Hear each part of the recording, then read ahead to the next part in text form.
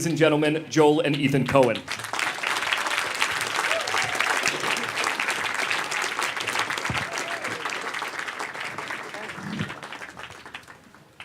Welcome, guys, and congratulations on the film. Thank you. Thank you. It is, as I mentioned, a 1950s set comedy about a studio production chief, a studio fixer, and the various crises that he goes through, including one with an actor on a Ben-Hur-like epic. What was it about this era and setting that appealed to you guys? Well, the idea, I think, originated with our thinking about the character that Josh Brolin plays in the movie, who is very, very loosely based on a real person who was a vice president of MGM in the 40s and 50s and was essentially a studio fixer. So we thought it would be interesting to make a movie that was 24 hours in the life of this character, Eddie Mannix. I don't know why then specifically, 50 or 51, whenever, which is roughly when the movie takes place.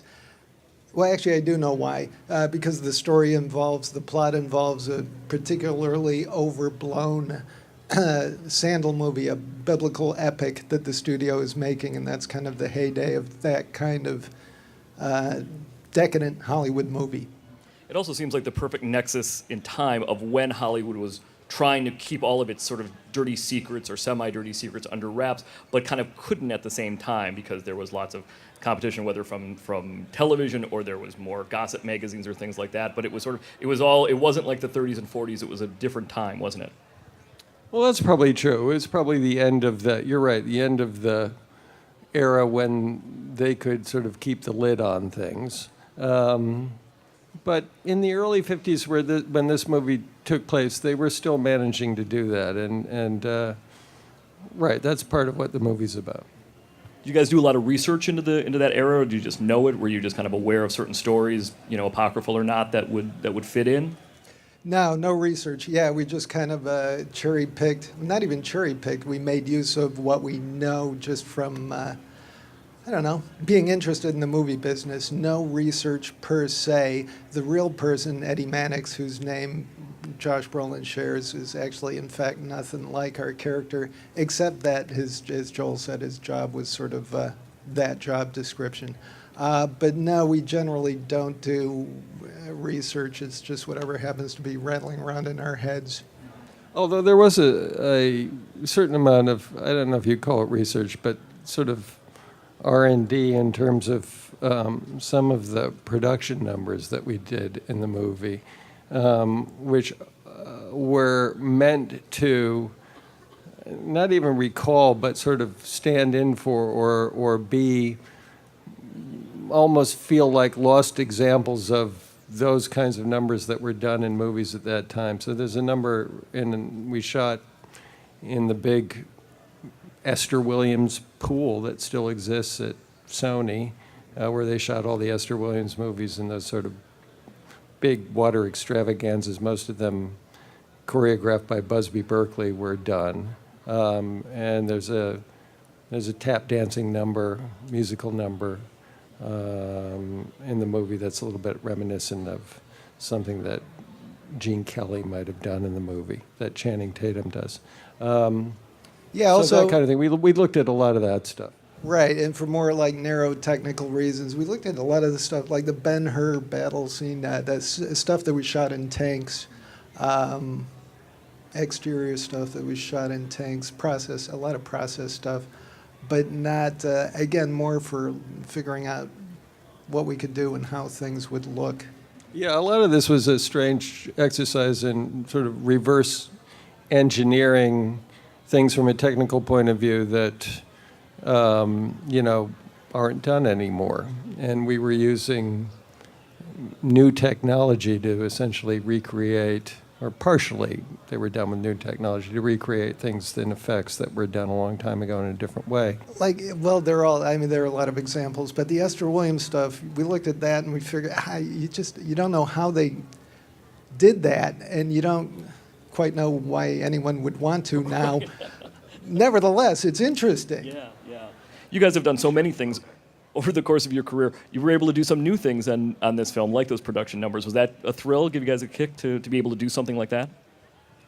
Yeah, it was a lot of fun. I mean, one of the fun things about making the movie was that every week we were shooting a different movie. So it would, we would go from doing this sort of Ben-Hur kind of biblical epic out in Simi Valley to shooting on sound stages and doing these tap dance numbers to going into shooting in these water ballets to going in, it was, that part of it was a lot of fun.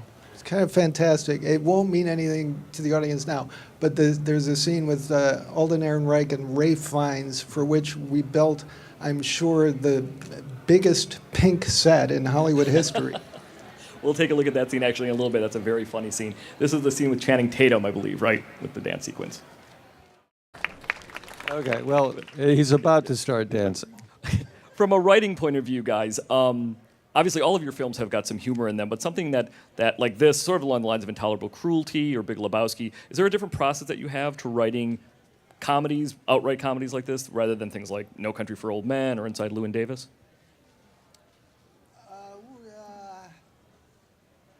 Not really. No, you just sit down and try and make the story go. And sometimes they're comedies and sometimes they're not. But no, the process is really the same. I'd be hard-pressed to tell you what the process was on either of them, frankly, but it's just problem solving, really. And this story you guys had worked on for a while. I guess this probably actually happens to you guys a lot, where you have the germ of an idea, maybe you put it aside, you go for something else. But this one, from what I've read, kind of about 10 years ago or so, you had the idea of an actor in a biblical epic. You had mentioned it to George Clooney and said, we want you to do this. Would you? Yeah, we just that premise, basically, a big actor in Hollywood in roughly this era gets kidnapped off the set of a movie, which we shared with Clooney shortly after we met him. And for some reason, he kept announcing Hail Caesar as his next picture once every couple of years, although we hadn't written anything beyond the premise. So after we finished our last movie, we decided to sit down and write it. We were sort of at loose ends, and we thought, I don't know, George keeps announcing it. We might as well do it. After 10 years of prompting from George, right? Time to actually do it. Actually, we have a scene with Clooney right now. Let's take a look at George Clooney in Hail Caesar.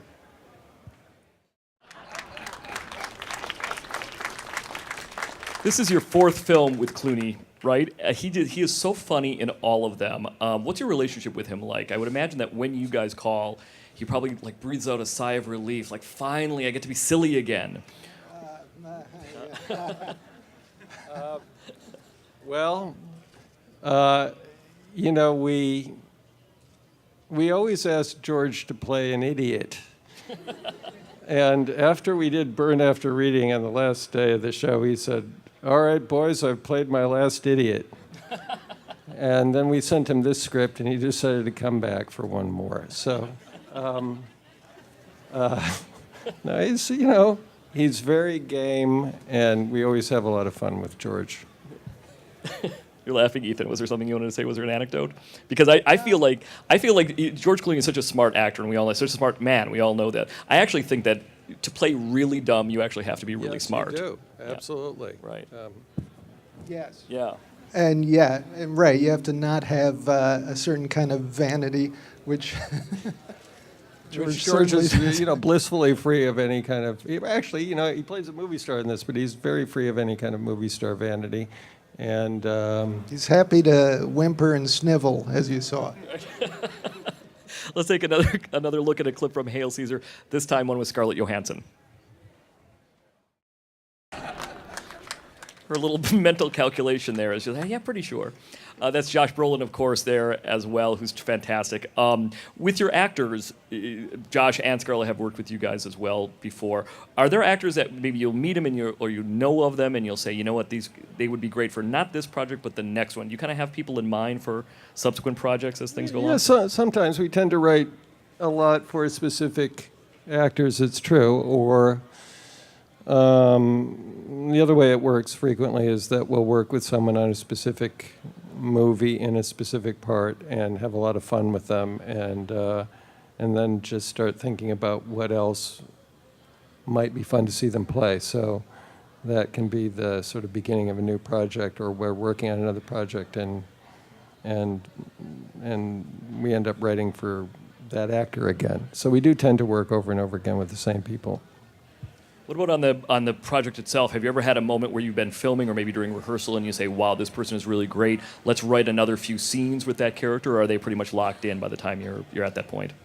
That doesn't happen just because the process is so involved that you got to kind of know what you're doing in terms of production before you start. We don't, some people make movies that way, but we don't. I also just want to question about the writing process. There, of course, the famous story of when you guys were writing Miller's Crossing, and you had writer's block, so you decided you couldn't work your way through it, so you turned your attention to Barton Fink, a movie about a writer with a block, and worked it out that way. Does that sometimes happen with other scripts that are not as intricate, I guess, as Miller's Crossing, but still need some finessing? Do you maybe put it aside for a little bit and turn to another one? Yeah. Well, this one was really just a premise for several years, but that's not unusual that in various stages we'll set them aside and turn to something else. Just because we can, if we're like not making headway on a script, we'll set it aside and start something else. We put Fargo to, we wrote the first maybe 2/3 and put it away for a couple of years, came back to it. Oh, Brother, Where Art Thou? We kind of came and went with. Yes, that does happen. And keeping along the lines of collaborators, so many of your collaborators for so long have been on our radars. Carter Burwell, who's amazing, who does the music for all your films and is terrific, and Roger Deakins you're working with again. When you find a collaborator like that, you obviously click with them if the schedules all work, but is there like a shorthand that you guys have with them now that they know what you're going for? Do you kind of go see them at some point and say, we're thinking of something like this for that, or? Yeah, well, it's similar to what you were asking about with actors. It's, it's a different kind of collaboration, but it's a similar thing where you have a very congenial working relationship with someone, whether they're an actor, whether they're shooting the movie or writing the music for the movie, and we tend to work with the same people over and over again behind the camera as well. Yeah, there's a shorthand. I mean, there's a... Well, like Roger, it's beyond shorthand. We've done 10 or 12 movies with him and talked don't less talk to and him less. It's, yeah. Yeah, just let him go. Yeah. There's a new actor. I mean, you guys haven't worked with Ray Fiennes before, right? This is your first collaboration with Ray Fiennes? Yes, this is the first time. We've been real... Well, he's a good example of somebody whose work we'd clocked for a long time, and just what you were asking before, and thought he would be fun to work with, and then you come up with an idea that's kind of the right fit, and there you go. Yeah. So I have to say, Ray's a really good example of having someone in the back of your head, thinking about wanting to work with them, and then realizing that as we were writing this, that there was an opportunity here to do something he'd be great at. To show how well Ray Fiennes fits into the Coen brothers world, we're going to take a look at a clip of Ray right now in Hail Caesar. Would that it were so simple. I want to ask about lines like that and how beautiful so many of those phrases are in so many of your films. The wordplay, I mean, whether it's things like, hell, I can get you a toe by 3 o'clock with nail polish, or, the dude abides. You guys have such a terrific gift for finding those lines that resonate in our heads for days, weeks, years afterwards that you can hear them. How often do you work on crafting those when you say, if you write it first, say, no, that's not quite right, let's try a twist on it? It's an interesting question about this because it just occurred to me specifically this line when we sort of gave the premise to George, whenever it was many years ago. The only other thing we knew about the movie was that there was a cowboy actor who would be enlisted to be in this kind of drawing room drama who would be given a line reading, and the line would be, would that it were so simple. Yes. So we knew that before we knew basically anything else about the movie. My own personal favorite, frankly, one that has always resonated is Never Leave a Man Behind from Raising Arizona. I'm going to take some questions from the audience right after this question, which is that, speaking of your writing... My own favorite is, this is what you get when you fuck a stranger in the ass. That also is a good one. Your screenplays... By the way, when we had to do what they call TV looping for that line, You have to find a line because you can't say this is what you get when you fuck a stranger in the ass on television. And maybe you're not supposed to say it on a podcast either. I don't know. We had to come up with an alternative that would fit in the lip. Fit in the mouth of the Yes. So John what was it? Goodman is Well, beating we the car. did, since he says it so many times, we had him say different things every time. This is what you get when you find a straggler in the Alps. This is what you get when you feed a stranger scrambled eggs. We sat in the studio with Goodman doing it for like an hour, and it And had what a is good the time. line? I don't even know what they used, For- actually. yeah, I hope they use the straggler in the Alps. That would actually be great. I could just picture people watching that on TV. You know, what does that mean? Just another great Coen Brothers line. Your screenplays though always talk up to the viewers. We hear I mean, it's not any strange thing to say that Now movies with that talk line, down. we don't. Not with that line you don't. But they talk up, and I feel like it is such a rare thing to actually have films and have screenplays that really assume the audience's intelligence and go with it. Is there ever a moment though when you're writing it or directing it where you maybe say, you know what, this maybe is too far afield. This reference might be too oblique. No, we don't, but it's funny in the context of talking about, this is what you get when you fuck a stranger in the ass and talking about how smart the screenplays are. Maybe shows my inner 13-year-old. I think that's a smart yes, line. exactly. No, we sort of blithely go where we want to go in that respect, and then. Well, like, And for then- instance, this one has juvenile humor like you've just seen, and then we put Herbert Marcuse in it for science. There's probably to most people a fairly obscure political philosopher from the 60s who was Marxist. And he's a big character in the movie, and you can't say that many mainstream Hollywood movies feature Herbert Marcuse.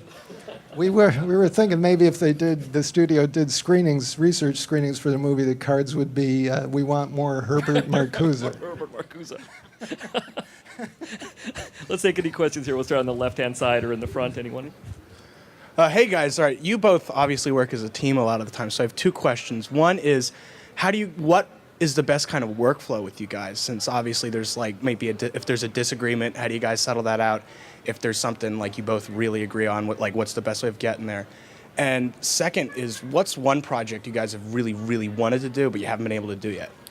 Well, okay. I just got to say the word workflow is a big turnoff for me, man. But I know what you mean. Yes, I guess it's best explained just in the context of making movies in general, because it's such a collaborative social enterprise in every respect, not just the fact that we work together as a team, but it's a team sport making movies. You work with a huge team of people, and as we were talking about before, many of them are people that, you could say most of them are the major sort of people involved in the movies are people that we work with over and over again. So in that respect, working with each other for all these years and working as a team is not something that's at all alien to the process. You find a consensus and you go from the consensus. It's not about arguing or having different points of view necessarily. It's finding the similar point of view. What was the second part of the question? Oh, what have we not done that we've been really lucky, actually, I have to say. We kind of have been able to do what we wanted to do. I don't know. There was a movie. There was one yeah. movie, yeah. There was one movie that we, this happens so frequently to other people that we're lucky it's really only happened to us once. There was one movie that we wrote a script for and pursued, actually did some scouting, that fell apart. It was called To the White Sea. It was from a novel by James Dickey. So that was the one that got away for us, unfortunately. From a physical standpoint, just talking about writing, do you guys do a thing like Billy Wilder and Izzy Diamond did, where like one guy would like lay on the couch, the other one would type, and then you kind of trade off, vice versa? Do you guys have a system like that? We do a lot of napping. One man naps, the other man writes, and then vice versa.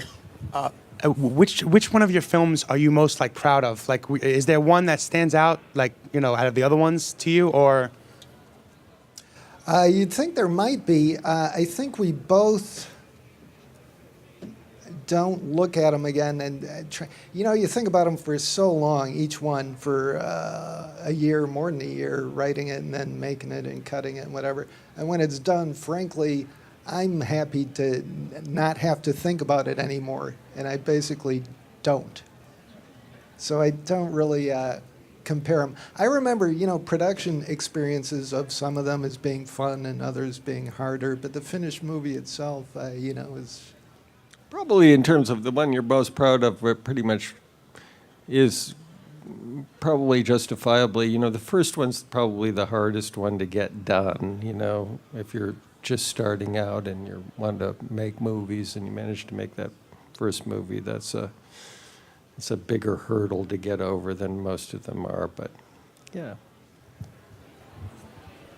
Hi, I'm currently an aspiring filmmaker in film school trying to find my voice, and I was wondering if you had any advice for me. Oh, well, yeah. I mean, it's really it starts with us with the writing, you know?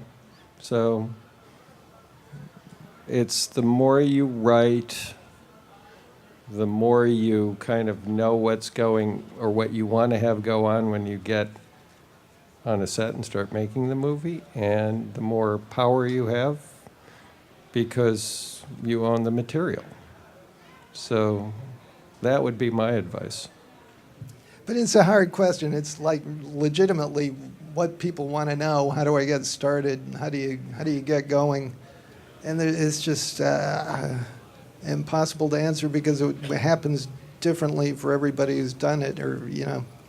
But as Joel says, for us it started as writers and writing, and that was it's just whoever was sitting up here who you asked that question would give you a different answer, and it's who knows what's relevant to you. I don't know, man. It sounds like a cop-out, but that's, yeah. Do you guys remember the film that you were watching maybe back in Minnesota where you said, you know what, I want to be a filmmaker, I want to do this? Was there one moment that you can clue into with that? Well, for us, it didn't exactly. I can't say that I think either of us would say there was a eureka moment like that from watching movies. We have been making movies and kind of making them together, actually, since we were kids. We would do it on, you know, Super 8. And we'd watch movies, and then we'd go out and we'd remake what we saw on TV the night before, where we'd come up with a story and we do it in the backyard. It was just playing around, honestly. And I think it was more that idea was, how do we keep just playing around? Hi, I have a technical question. Digital versus film versus digital. I mean, you shot with 35 millimeter film, and question would be how happy you were with the film, or if you're gonna shoot the digital next time, or. This was shot on 35. Actually, we've never shot digitally, and to answer your question, very happy with the result, with the film capture, as they say now, and you know, you know. For the foreseeable future, we like film and are sticking with that. You know, I don't know how threatened it is. A lot of people do still like film, although digital has certainly become the standard. I mean, what would be very nice from the point of view of a filmmaker is if you continue to have choice in terms of all kinds of things, and whether you shoot digitally or whether you shoot on film is one of those things that you want to have the choice depending on the project and all kinds of other factors other things that factor into whether or not one way is better than the other. But that's true of I wish we had the choice, as for a brief sort of window in film history you did, where you could shoot in color or you could shoot black and white. I mean, that would be nice too. It's more choice is a good thing. So I'm not in any way anti-digital, but I wouldn't want to see it become the only format you can shoot in. As you guys, one last question to wrap up, as you guys are either planning the film or in the writing stages, do you think about it visually in terms of this is a moment where this is going to happen here, or there's going to be this kind of zoom here? Do you guys have that kind of written in or kind of think about it early on? I see. In the script, you mean? Is or, it, or even just thinking about it, saying this would be great if we had a shot that looked like this, or a moment that that you kind of can describe it visually to each other, and you want to make sure that that shot is in there visually like that. Once in a while, down to the degree of specificity of a particular shot. Occasionally, yes. Depends on And the scene. yeah, it depends on the scene, and even if it's not thinking about it in terms of a specific shot, just the kind of feeling for the scene, which means how it looks, obviously. Like I'm even thinking of those, like the scene in Barton Fink that goes through the crowd during the dance sequence, or even in Raising Arizona, the shot that careens along the ground and winds up inside of the mouth, things like that. Yeah. Yes, but I think probably, specifically with those two examples, I would say probably not in the dance scene in the USO, but probably yes in the other scene. Yeah. Yeah. So yeah, on a case-by-case basis. Yeah. Well, ladies and gentlemen, Hail Caesar opens February 5th. Thanks very much, Joel and Ethan Coen.